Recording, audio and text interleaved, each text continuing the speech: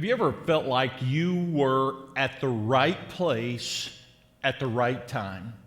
Had you not been there, no telling what would have happened. Had you not been there, things could have turned out completely different. Let me tell you a story about a neighbor I used to have named Brandon. You need to know this about Brandon. Brandon was a little lonely because not long before he had just gone through a divorce. And you need to know this about Brandon. Brandon had this love for nature and for animals. And so it would not be uncommon for us to be getting ready to go to bed and hear a little knock at the front door, and there'd be Brandon smiling. And he might have a little bird that he'd found in the backyard, or he might have a small rabbit, or maybe even a snake. I mean, he just seemed to gravitate and would find whatever. We had a field next to his house, and so there was always something like that. Brandon also had a big German Shepherd. Now, I don't know if Brandon had German in his heritage or not, or whether it was just because he owned a German Shepherd, but he loved to cry out at this German Shepherd in German, or at least it sounded German, and he said it was German, and so I don't know. But he had a German Shepherd, he loved animals. It just so happens one night I walked out my back door to do something, feed my dogs, whatever, and I realized I thought somebody was calling my name, and I look right, look left, look everywhere. There's nobody around. I thought, I must have just imagined that, and I walked back inside the house. I come back out later, a few minutes later, for whatever reason, and I think I hear it again. Somebody's calling my name. It sounds like it's coming from Brandon's backyard. And so I kind of walk over to the fence, and I look over, and I hear Brandon, while I see him off on the distance there, going, "Greg, help, Greg, help." He was on the far side of his, just a minute, Brandon. So I walk out my gate and kind of jog around the front of his house to the other side, walk in his gate, and I see Brandon seated on the ground next to the doghouse. Now, here's what I saw as I walked around the corner of his house. Brandon's sitting down in front of the doghouse, and the dog is behind him. He is evidently keeping the dog pinned in this doghouse. It has teeth bared, and it is ready to come crawling out over him. Now, what Brandon has in his hand is what's causing his German Shepherd to be so irritated. He has a wild possum in his hand, and he's holding the possum back. And just as angry as the German Shepherd is this possum with its teeth bared. I mean, it's mean. I've never seen a possum that's looked like this. But that possum is ready to scratch his eyes out, and Brandon's holding it back away from him. At the same time, he has himself braced up against the doorway to his doghouse, keeping his German Shepherd from coming out and attacking the possum. And he's in between, and there's nothing that he can do. He is stuck. He is in a hard place, and he just kept saying, "Craig, I'm so glad you're here. I'm so glad you're here." Anybody else have a neighbor like Brandon? Yeah. Hey, welcome back to our series that we have called The Neighbors. In fact, we kicked this off just last week, and it's about taking literally the second half of the Great Commandment where Jesus said, love your neighbor as yourself. Somebody asked Jesus one time, what's the greatest commandment? Jesus asked an expert in the law one time, what are the greatest commandment? In both cases, they came out the same. Love God and love your neighbor. And so we explored last week, what if Jesus meant that we're to literally love the people next door, actually the people who live next door to us? What if we took that literally? In fact, what many people have done is taken it selectively. That's what the expert in the law, prior to Jesus telling the parable of the Good Samaritan, did. He had a select group of which he called his neighbors, the people that were nearest to him, the people that were most like him. And so it's possible to kind of misunderstand that and take it selectively. Or maybe more what many of us would do is we take that command metaphorically. It's just kind of a metaphor that Jesus says that we're supposed to be loving, and so we love all people. We're loving to everyone. We love everyone with the love of God. which often means we don't really love anybody, because love is when we do specific things. In fact, we talked about how love is tangible. It requires something. Love requires that we be flexible and adapt our schedules. And love is often costly. We learned those lessons from the parable of the Good Samaritan. In fact, if you missed last week's message, I encourage you to check it out on our video, get it online, and get caught up with us. And so we talked about taking literally the second half of the great commandment, and that is love your neighbor. And so I ask you, in fact, I'm curious, how many of you filled out the neighbor's card that we handed out last week? And I ask you basically to fill in those squares, the 8 neighbors that are around you. Whether you live on a block in a neighborhood or out in the country, and maybe more removed, or maybe even in an apartment complex, you pick whatever neighbors. You're that middle block, and you take the 8 neighbors that are closest, those that are around you, and what I ask you to do is just to put their first and last name down. I don't know how you did, but I have some blanks on mine. I wasn't able to get everybody, but I hope you went through and you kind of did that exercise as well, trying to figure out who your neighbors are, be able to put a name with them. It's hard, isn't it? It's hard because we have different schedules. Sometimes people work night shift, and your schedules just make it difficult. Sometimes just pace of life. Maybe you've got lots of things that are going on, or maybe your neighbors are running a lot, and you just don't bump into each other very much. In fact, let me tell you an embarrassing story. We've got a little place out at the lake that we go out and retreat to every once in a while. And I was out there one morning, and a guy walked by and was asking me about our lake house, and we got to visiting a little bit. And he asked me, he goes, where are you guys from? I go, well, we're from Broken Arrow. And he goes, well, we're from Broken Arrow. I go, well, really? Well, that's neat. He goes, yeah, our weekend place is just right down here. We get out to it every once in a while. I said, well, that's cool. I said, well, we live in Wolf Creek. He goes, we live right next to Wolf Creek. And I go, that's crazy. It sounds like we're close. I go, we live on Gary Street. He goes, we live on Gary Street. Come to find out, these neighbors out at our lake house, who live just down the street a little bit, actually lived just down the street from our place in Broken Arrow. In fact, at that point in time, just 4 houses down. I didn't even know them, had never even met them before. It's crazy how in our culture, somebody that can live that close to us, we never even meet each other until we're out of town, until we're miles away from our home. So we're talking about loving our neighbors. The Apostle Paul, one of the leaders of the early church, actually had something to say about where we live, about, in essence, our neighborhood. In fact, it just so happens that the Apostle Paul was one of those that went around teaching in lots of different places. And he was in a place that we find recorded for us in what's called Acts. It's the story of the early church.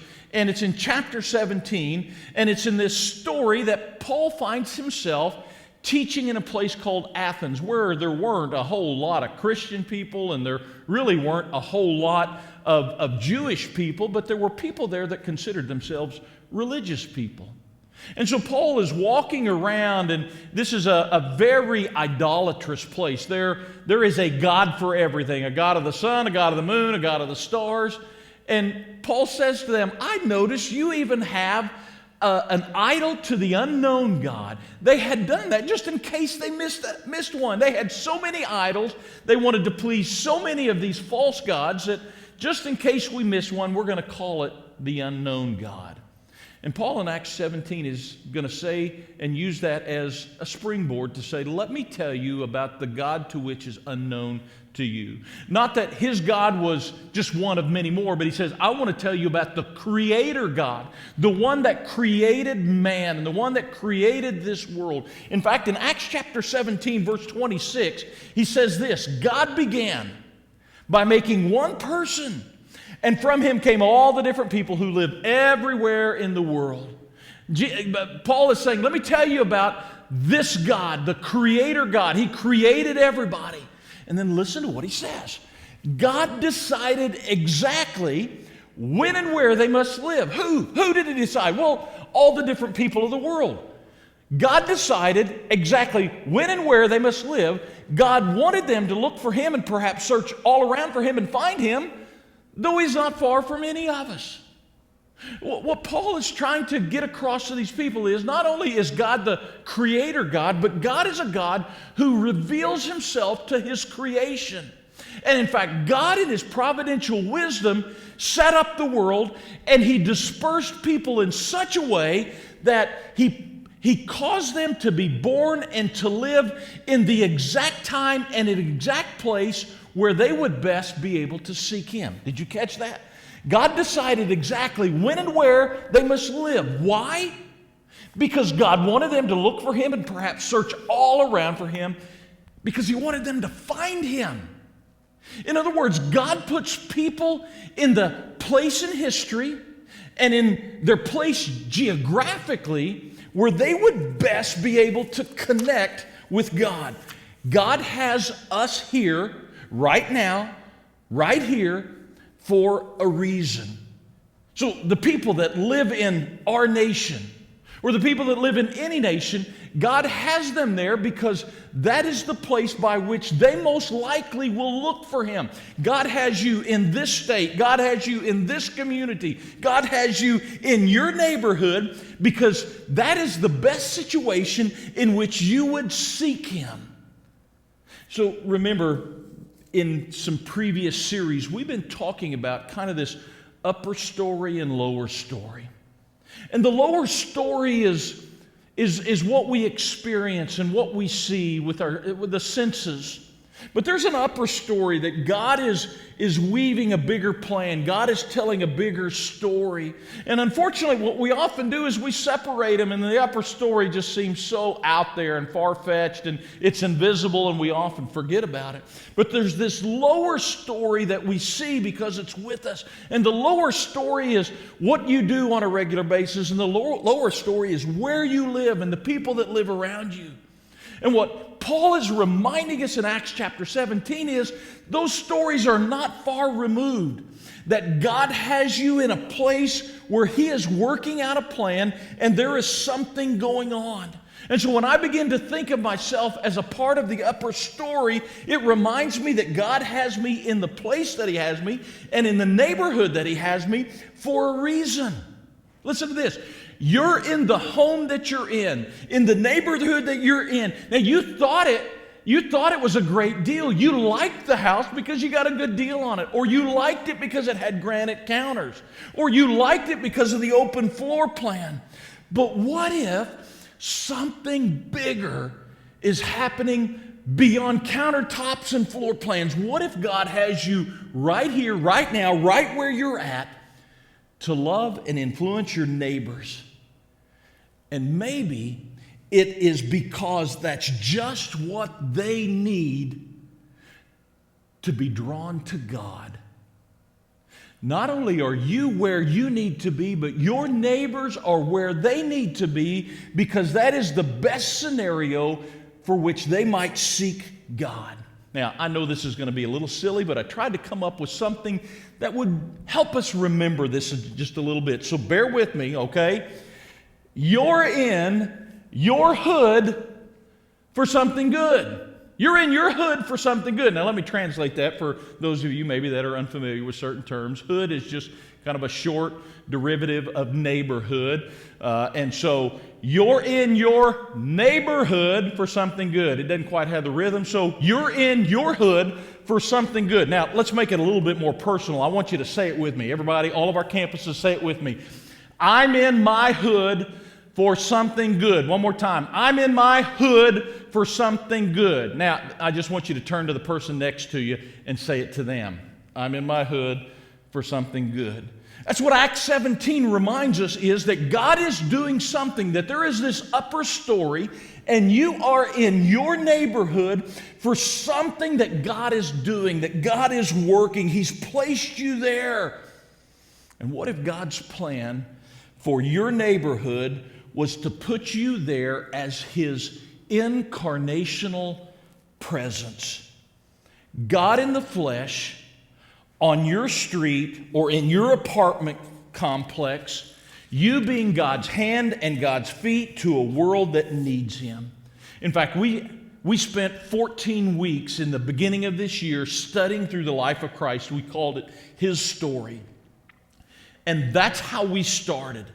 Jesus did not have His beginning when He came to earth. Jesus has always been around as a part of the Trinity. But we began by saying, at some point, God became in the flesh. God incarnate.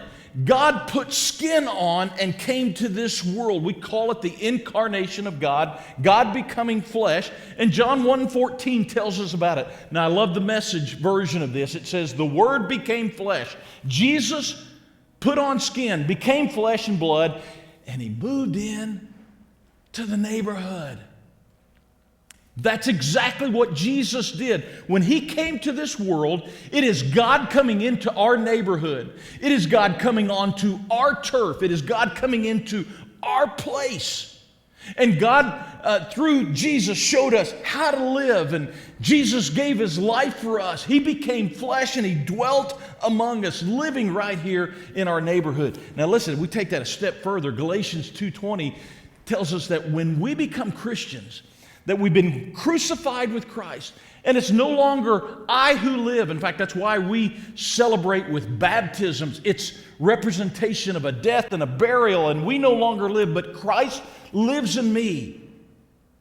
Christ now takes up residence in me, and the life by which I live in the flesh, that sounds familiar terminology. It's not Jesus in the flesh. Now I'm living in the flesh, but it's not really me. It's Christ living in me because I live by faith in the Son of God who loved me and gave Himself for me.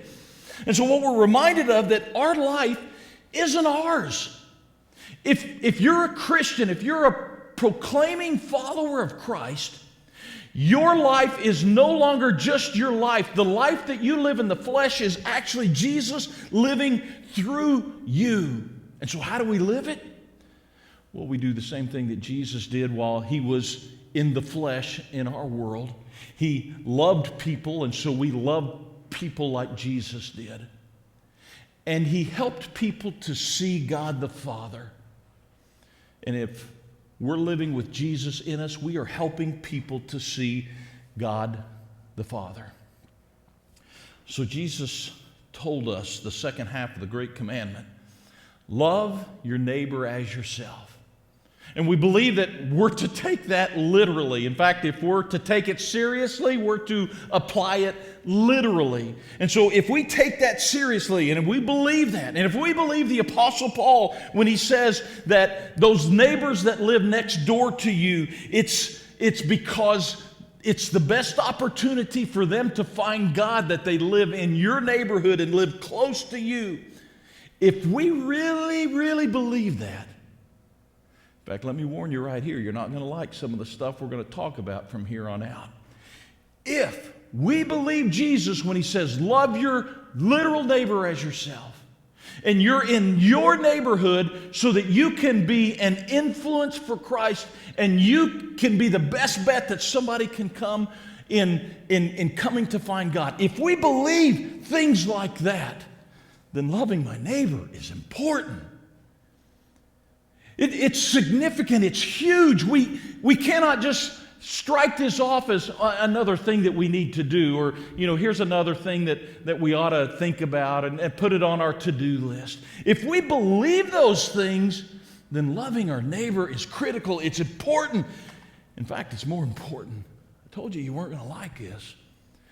It's more important than my property value. That person that lives next door to me loving them is more important than how much my house is and what the cost, whether the value of it, whether it's risen or whether it's declined.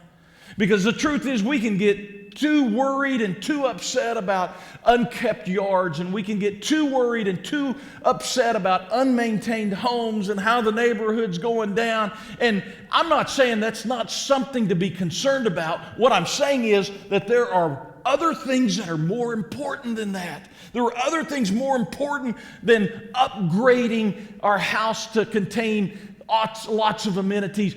Loving our neighbors is more important than that. It's more important than property value. And loving your neighbor is more important than my personal grievances. Well, you don't know what my neighbor did 4 years ago. Let me tell you, if you're still offended by something that somebody did 4 years ago, then we need to go back to another sermon about forgiveness. Because Jesus says, love your neighbor. That's not my words, that's His words. Love your neighbor. And so loving your neighbor becomes more important than the grievances and the offenses that people caused maybe years ago. Well, you don't know what they said to my daughter. You don't know how they treated us. You don't know how they ignored us. You know what? No, I don't. But Jesus knows. In fact, Jesus got treated worse than that, and it's Jesus that says, love your neighbor. Loving your neighbor is more important than my personal grievances, and loving your neighbor is more important than my private refuge. You know what we've done to our houses these days? They become our shelter, our retreat. And so we come in from a long day. It's been a hard day at work, and we drive in, and we just want to come in. We don't want to talk to anybody. We don't want to answer the phone. We just want to unwind. And sometimes what we do is we do that at the expense of loving our neighbors. And what we've done is created a place where we shut the door and we retreat and we find a place of refuge. And if that's all we do, I'm not saying there's not a time for that. But if that's all we do, and if our house is just that to us, then we have turned our homes into idols. We are practicing, I think, in our culture, house idolatry. Where it becomes so important, everything is wrapped around this place where we can go and we can find sanctuary. And Jesus reminds us that the place of which we live is not just for us to retreat and to find sanctuary. The place where we live is where we actually love the people that are right next door. And it means that we have to get out and we have to talk and we have to love and we have to care about people. You're in your hood for something good. And when you get that, you start seeing things differently. You start seeing people differently. You start seeing your house and its purpose differently. It's not just a place to decorate. It's a place to entertain and to host and to see laughter and to see people eating and enjoying together. When you see your place like that, you begin to see your neighbors differently. Instead of griping about the things that people do, instead of griping about how they keep their house, instead of griping about the things that kids do, you begin to see them as opportunities. You know, there's a lot of Christians that gripe and complain every time Halloween comes around. You may have some view about that, and I'm not about to discuss that. But instead of griping about Halloween, you know what I did this last year? We threw a party. We opened up the garage door. I drug the grill from around the back of the house. We put it in the garage. We invited all the neighborhood kids all the way down the street and said, hey, come over before it gets dark. I'm cooking hot dogs, and come trick or treat and come have candy with us. We had a garage full of people. We had people coming by all night. I cooked 70 hot dogs this last Halloween night, and we just said, we're going to use this opportunity to love our neighbors. We're just going to use this opportunity to reach out and to connect and sit down and visit and entertain and enjoy our neighbors. We wanted to love our neighbors. I mean, when else can you get all the neighborhood kids to just come to your house except Halloween night? So we said, we're going to see it differently. We're going to do something differently. And we invited everybody in, and we said, we're going to make this about doing something good. We're in our neighborhood to do something good. Unfortunately, for many Christians, it's easier to go into all the world than it is to go across the street or across the hall. We're good about going on mission trips and telling people about Jesus. We're good about coming to church and sharing our love for Jesus.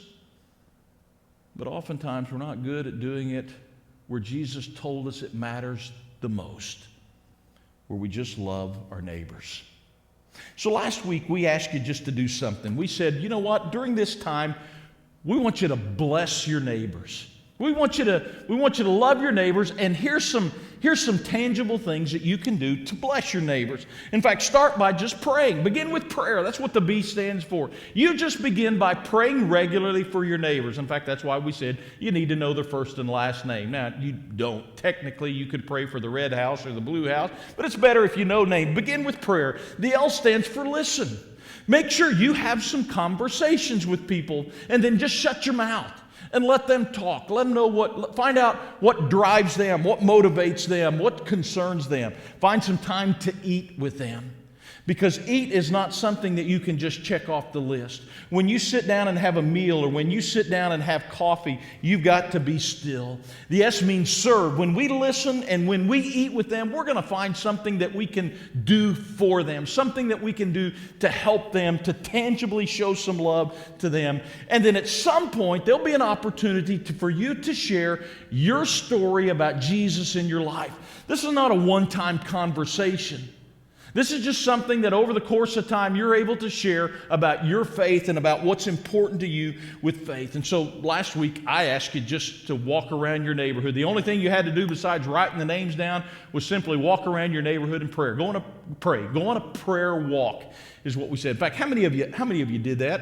Show of hands. How many of you went on some kind of prayer walk, just prayed for your neighbor, even if it was a short one, even if it was just like, next door or something? Okay. So I ask you to do that. So this week I want you to do something else. I want you to take that card. I hope you brought it back with you. If you didn't, I want you to get another one. And here's what I want you to do. I want you to add on to it. Still the 8 neighbors that are around your house, but here's what I want you to do. Under each name, I want you to write 2 things. So, like first is first and last name of those neighbors. Second thing is, I want you to write down something that you learn about them that is more than just something that you would be able to see from your driveway. Like they have a yellow car, that doesn't count. You didn't have to have any kind of connection with them. So find something there that you can, that's just relevant about them. Something that you can learn about it. First and last name, something relevant about them. Third thing I want you to see if you can do is to write something that you could only know if you connected with them. Some plans they have, some dreams that they have, some beliefs that they have. First and last name. Secondly is something relevant about them. Third is something that only by connecting with them you could know. Some in-depth information about their hopes, their dreams, their plans, their beliefs, something like that. And we're told that a very small percentage of people can do that, about 8 with the 8 neighbors that are closest to them. I want you to see how far. And then I want you to start learning that and putting that thing in. This week, have a conversation that, because of this, requires you to engage with them and to find out something. You have a conversation with a neighbor or two, and you be able to add more information onto your neighbor's sheet. It's about 2 months ago. I remember hearing in the news about this lady that had been found dead in her car in her garage. We hear about those kinds of things all the time. What was striking about this is this woman had been dead, they believe, for 6 years. Her body had been decomposing in the back seat of her car in the garage for 6 years, and no one had done anything about it. In fact, because she traveled a lot, because she had family in Germany, because she had her bills paid automatically, there were things that just didn't, it was just kind of an automatic thing, and no one thought to check on her. And when they found her dead for 6 years, listen to this. There was a woman, a neighbor, who wished to remain anonymous. She told the local TV station, nobody came over there to check on this lady. It's weird, and it's actually scary. Oh, that's scary, all right. 6 years, and a woman's not even missed, even amongst her neighbors. How does that happen? King David said this in Psalms 142, look right, look left, there's not a soul who cares what happens. That's scary when there are people that live in our neighborhoods that are like that. They look on both sides of them, and it feels like nobody cares. And the honest truth is there are too many neighborhoods in our world that are like that.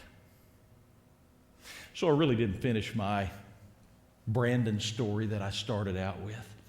I come around the corner of his back of his house, and here's Brandon braced up against the opening of his doghouse, his German Shepherd, teeth bared out over his shoulder, trying to get this animal that he's holding on to, this possum that he's trying to protect and trying to save. But this possum would just as soon wipe out both Brandon and his German Shepherd. And I go, Brandon, what do you want me to do? What do you want me to do? And he goes, take that piece of board and just put it over the house, put it over the doghouse right now. And so I just slipped around him, grabbed this piece of plywood. I held the German Shepherd in. It allowed him to get away, to go let the possum go. Eventually the German Shepherd was to get out. It was something that the two of us could do. But Brandon couldn't do it by himself. He was in a spot. He was in between. He was in the middle. There was nothing Brandon could do. It was something he needed a neighbor for. In fact, we all need neighbors, and your neighbors need you. And you're in your neighborhood. You're in your hood for something good, to love your neighbor, to be the incarnational presence of Jesus Christ, so that your neighbors just might reach out and find God. Father, we thank you for being with us and teaching us through your word today. God, thank you for the reminder that we are a part of your story and that you have placed us exactly where you have us, to love our neighbors, to be your presence, your incarnational presence. God, thank you for putting people next to us, some of them that encourage us, some of them that are just good neighbors to us. And God, we want to even thank you right now for the neighbors that aren't so good, and the neighbors that are difficult to love and difficult to forgive and difficult to connect with. God, would you help us to love them? We pray it in Jesus' name. Amen.